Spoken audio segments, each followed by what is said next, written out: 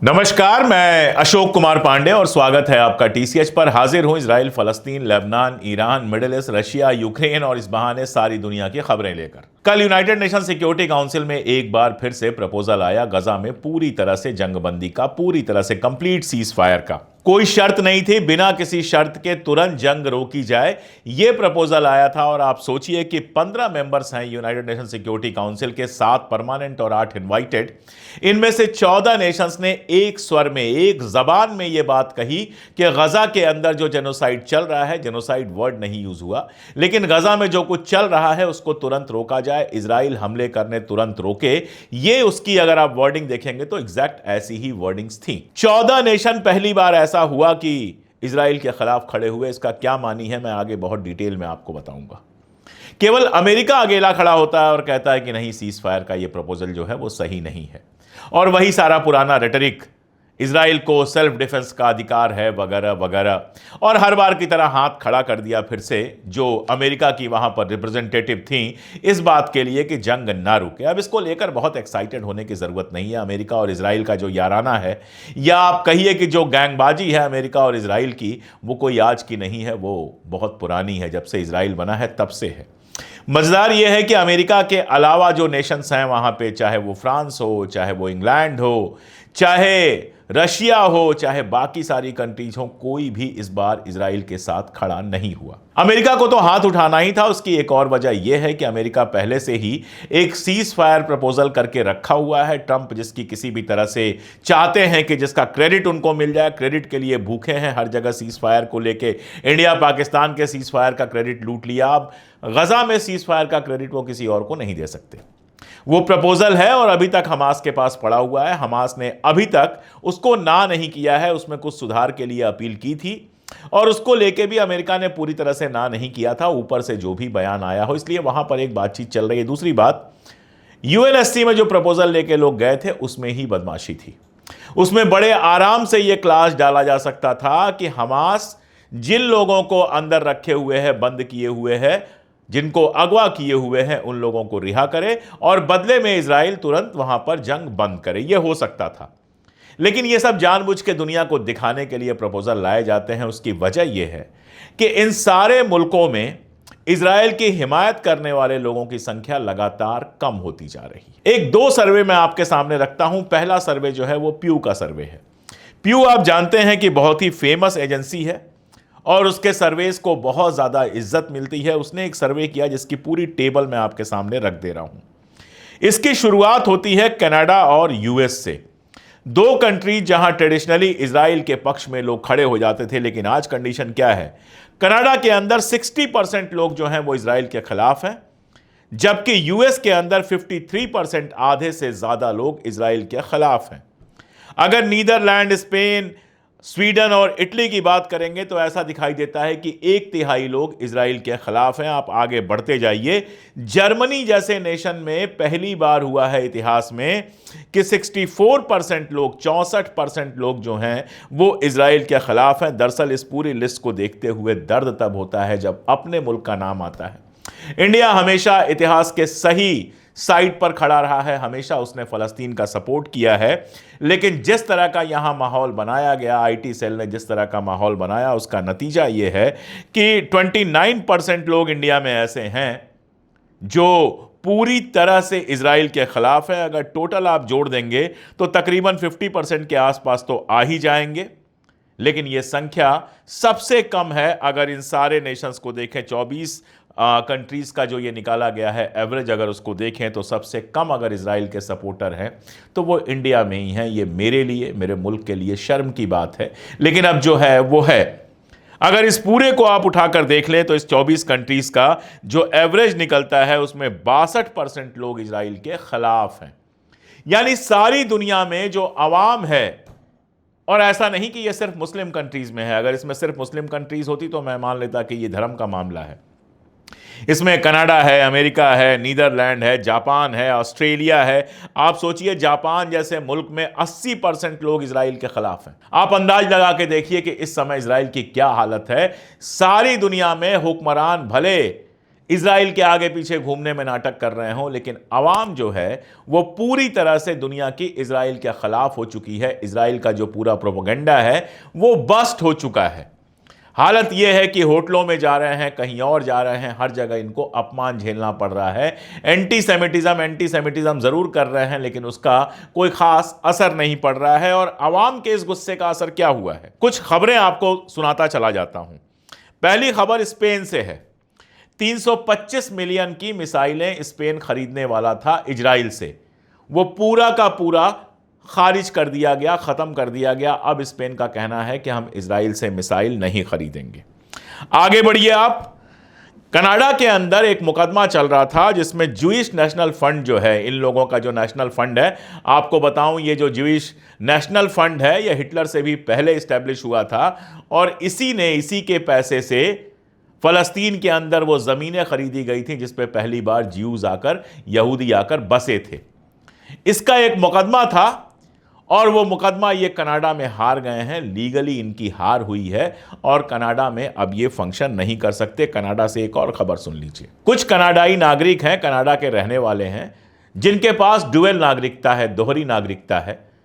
एक citizenship Israel की है, एक सिटीजनशिप उनके पास कनाडा की है। उन्होंने जंग में हिस्सा लिया यहां आकर और गजा के अंदर वो सब कुछ किया जो आप जानते हैं। अब कनाडा में उनके खिलाफ केस चल रहा है और वो केस अगर हारते हैं, जिसके पूरे चांसेस हैं, इसके सबूत हैं, तो उनकी कनाडा की जो नेशनलिटी है वो छीनी जा सकती है और उनको लंबे समय तक जेल में डाला जा सकता है। 6 महीने पहले कोई कहता कि कनाडा में ये सब हो रहा है तो आपको भरोसा नहीं होता, लेकिन 6 महीने के अंदर वहां सरकार बदलती है और जो नई सरकार आती है वो इजराइल के फेवर में कहीं से दिखाई नहीं देती है। और खबर सुन लीजिए आप। फ्रांस की खबर यह है कि वहां के जो डॉकर्स हैं, यानी वहां पे डॉक पे जो काम करते हैं, जो सामान पहुंचाते हैं, इजराइल को एक जहाज जाना था जिसमें हथियार जाना था। फ्रांस का भी दोहरापन ही है।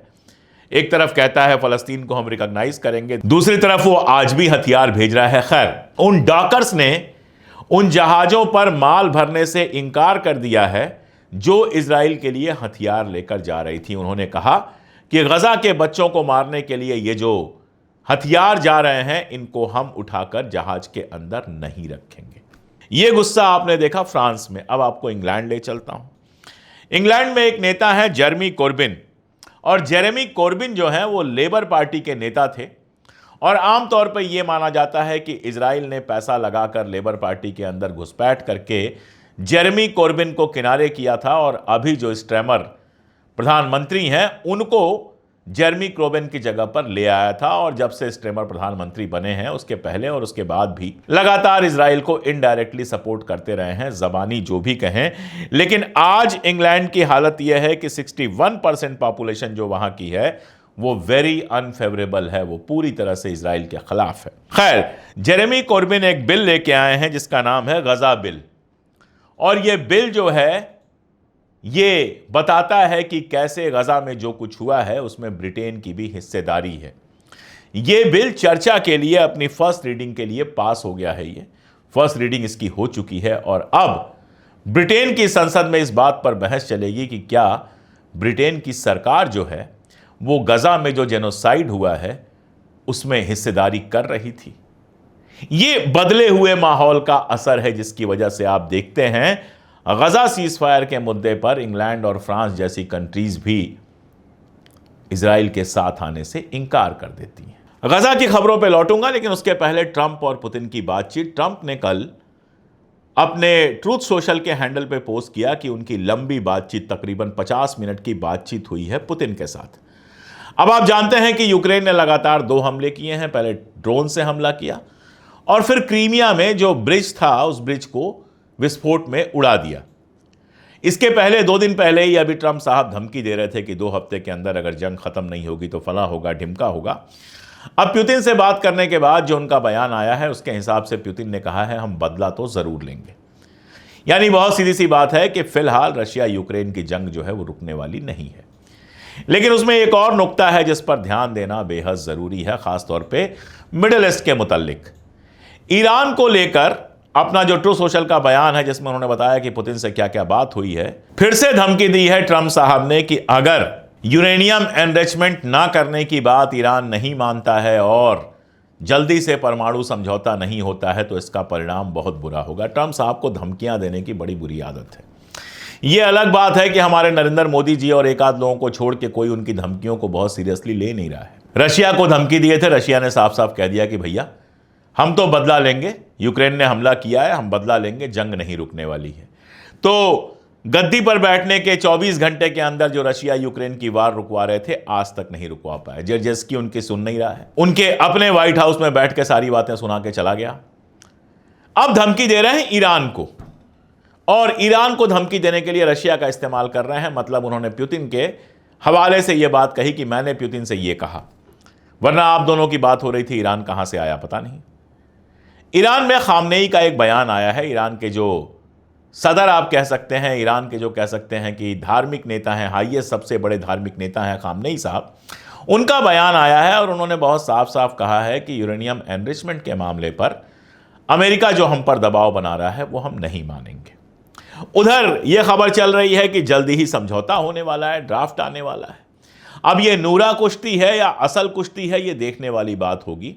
लेकिन एक चीज तो बहुत क्लियर लग रही है कि ईरान इतने कम यूरेनियम एनरिचमेंट पर मानेगा नहीं, और अगर ईरान इतने कम यूरेनियम एनरिचमेंट पर नहीं मानेगा तो फिर समझौता होगा नहीं। असल में इजराइल लगातार अमेरिका के ऊपर प्रेशर बना रहा है कि किसी भी तरह से वो ऐसी शर्तें रख दे कि ईरान के साथ कोई समझौता ना हो पाए, और ट्रंप को इसका एहसास है। एक खबर आई है जो ये बताती है कि ट्रंप जो है वो उन लोगों को पर्च कर रहा है, उन लोगों को अपने यहां से हटा रहा है जो एकदम हार्ड लाइन इजरायली फेवर करने वाले हैं। ऐसे लोग भरे पड़े हैं उनके यहां, और कुछ को तो खुद ही भरा है ट्रंप ने। लेकिन खबर यह आई है कि हटा रहा है। इसका मतलब क्या? इसका मतलब बहुत क्लियर है कि ट्रंप इस बात को समझ रहा है कि जब तक हम केवल इजराइल के हिसाब से अपनी नीतियां बनाते रहेंगे तब तक अमेरिका फर्स्ट तो होने से रहा। इजराइल के चक्कर में हम तबाह बर्बाद होते रहेंगे, और देखिए जो इजराइल के चक्कर में पड़ेगा वो तबाह बर्बाद होगा। हिंदुस्तान जिसके दुनिया भर में इतने चाहने वाले और दोस्त थे, एक आवाज पर कितने मुल्क हमारे साथ खड़े हो जाते थे, अरब के मुल्क भी और बाकी भी।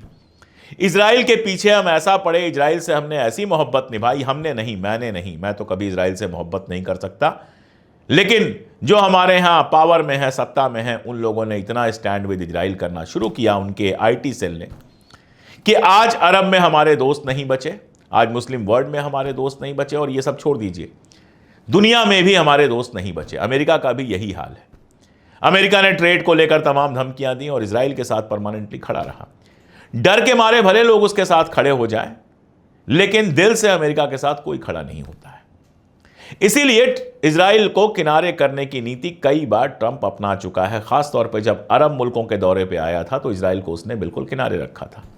अब अगर वो कुछ और इजरायली हार्डलाइनर्स को निकाल रहा है और इजराइल के बजाय अपने मुल्क का भला सोचने की कोशिश कर रहा है तो ये तो अच्छी ही खबर होगी, लेकिन ऐसा कर पाएगा इसकी मुझे कोई उम्मीद नहीं है, क्योंकि उसकी पार्टी से लेकर विपक्ष तक में इजराइल के पैसे, आईपैक के पैसे से पलने वाले जो सांसद हैं, सीनेटर्स हैं, वो भरे पड़े हैं। गजा की ओर लौटे तो जीएचएफ जो बना हुआ था, गजा हेल्प फाउंडेशन, 2 दिन से उसने कोई भी इमदाद नहीं बांटी है, क्योंकि 2 दिन पहले जब इमदाद बटी थी, इजराइल ने गोलियां चलाई थी, लोग मारे गए थे, और यूएस की जो फॉर्म इस जीएचएफ में काम कर रही थी वो छोड़कर काम चली गई थी। यूनिसेफ ने कहा है कि जो हालात हैं गजा के वो ऐसे हैं जैसे एक सोसाइटी को आप डिस्ट्रक्ट कर रहे हो, एक पूरे के पूरे समाज को, एक पूरी के पूरे कौम को आप खत्म कर रहे हो।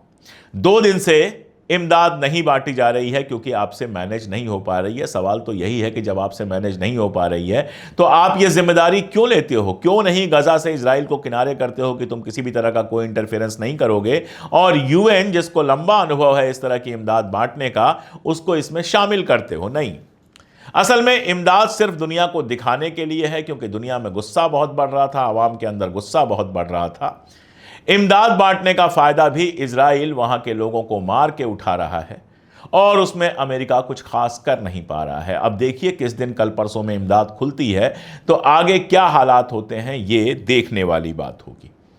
उधर नेतन्याहू के ऊपर भी प्रेशर बहुत ज्यादा है। अभी एक हाल में पोल आया है जो ये बताता है कि आज अगर चुनाव हो जाए तो नेतन्याहू बुरी तरह से हारेगा। नेतन्याहू की सरकार गिराने की साजिशें चल रही हैं, कोर्ट में जो करप्शन का केस चल रहा है उसमें एक से एक बड़े आरोप लग रहे हैं। तो नेतन्याहू अपने होम फ्रंट पे भी काफी परेशान है और जंग की भी जहां तक हालत है, जमीनी लड़ाई जो ही शुरू हुई है, इजराइल की आर्मी के लोगों के मरने की खबर लगातार आने लगी है। कल की अगर खबर देखें तो 4 लोग कुल मारे गए हैं, जिसमें 3 इनके रेगुलर सैनिक हैं, एक रिजर्विस्ट है और एक रिजर्विस्ट बहुत बुरी तरह से घायल हुआ है। खबर यह भी आ रही है कि हमास के पास फिर से काफ़ी ड्रोन्स आ गए हैं और उन ड्रोन्स का वो इस्तेमाल कर रहा है हमले के लिए। यानी अगर जल्दी समझौता नहीं होता है तो इजरायली साइड से भी लोग मारे जाएंगे। ऐसी खबरों के लिए तैयार रहिए, जिसमें लगातार इजराइल के टैंक उड़ाने, इजराइल के इजराइल के सैनिकों के मारे जाने की खबरें आपको मिलती रहेंगी। ये वहां पर पूरे हालात बने हुए हैं और इसके बीच में सीज फायर अगर जल्दी नहीं होता है तो ये हालात और बिगड़ेंगे। इन सब के साथ एक इंपॉर्टेंट खबर यह है, ग्रेटा थनबर्ग, हम सब लोग उनको जानते हैं, क्लाइमेट एक्टिविस्ट हैं। वो और उनके कुछ साथी जो हैं फ्रीडम फ्लोटिला लेकर गजा जा रहे हैं। गजा को जो पूरी तरह से सीज में रखा गया है कि कोई गजा के अंदर घुस नहीं सकता, कोई गजा से निकल नहीं सकता, उसको चैलेंज करने के लिए, उसको तोड़ने के लिए ये 8-10 लोग जो है एक फ्लोटिला पर जा रहे हैं, एक जहाज से जा रहे हैं जिसका नाम है फ्रीडम फ्लोटिला, जिसमें काफ़ी सारी मदद वगैरह भी रखी गई है। अब एक खतरा यह है कि इजराइल जिस तरह का शैतानी मुल्क है, कहीं ऐसा ना हो कि इनके ऊपर भी गोलीबारी हो, कहीं ऐसा ना हो कि इनके साथ भी वही बिहेव करे जो इसके पहले कई सारे एक्टिविस्ट के साथ वो कर चुका है। आज जेरूसलम टाइम्स में खबर आई है जो ये बताती है कि आईडीएफ अपने तरीके से तैयारी कर रही है, लेकिन क्या तैयारी कर रही है ये नहीं पता है। दुनिया भर के लाखों लोगों की दुआएं हैं ग्रेटा थनबर्ग और उनकी टीम के साथ, और मैं तो यही चाहूँगा कि वो सेफली वहाँ पहुँचें, कम से कम उनको किसी तरह का नुकसान ना हो। और अगले कुछ घंटों में ये बात समझ में आ जाएगी कि इजराइल उनके साथ क्या बिहेव करता है। अगर अमेरिका और बाकी मुल्क ग्रेटा थनबर्ग और बाकी लोगों को बचाने में, उनकी सेफ्टी रखने में नाकामयाब होते हैं तो समझिए कि ये दुनिया इंसानों के रहने के काबिल रह नहीं गई है। चलते चलते एक छोटी सी खबर, एक खबर ये जो बताती है कि हमारे जो बड़े क्रांतिकारी हैं सीरिया के जोलानी साहब, वो इजराइल के साथ पीस करने के लिए, इजराइल के साथ समझौता करने के लिए, मिलजुल के रहने के लिए बिल्कुल तैयार हैं।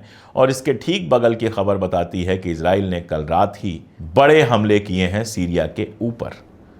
तो जोलानी जो कल तक अमेरिका के लिए आतंकवादी थे, अब जो है वो सूट टाई पहनकर बिल्कुल इंटरनेशनल कम्युनिटी में शामिल हो गए हैं और इजराइल की दोस्ती के लिए एकदम बेकरार हैं, बावजूद इसके कि इजराइल लगातार उनके ऊपर बम गिरा रहा है।